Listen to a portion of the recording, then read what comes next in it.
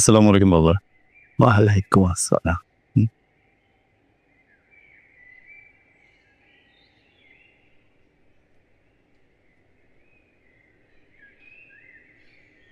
বাবা একটা প্রশ্ন করবো? হুজুরের ওয়াক্তে দেখলাম তুমি খুব কান্না করছো। কিছু নিয়ে দুশ্চিন্তা?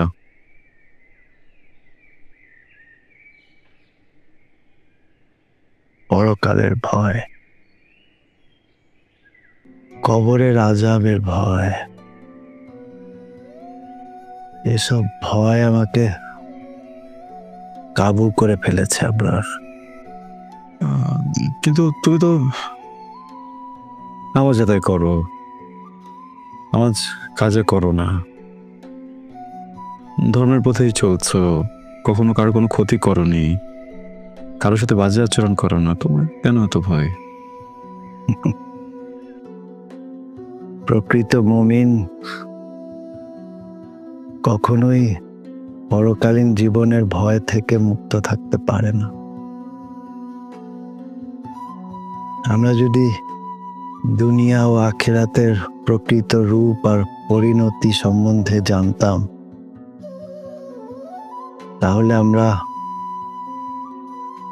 হাসতাম কম, কাঁদতাম বেশি। আমাদের নবী রাসূলগণ তারা জানতেন তাদের ডেস্টিনি জান্নাত, তারপরও তারা দিন রাত ভয়ে ভয়ে থাকতেন। আর আমরা শ্রেষ্ঠ নবীর উম্মত, আমরা কিভাবে এত চিন্তামুক্ত থাকি?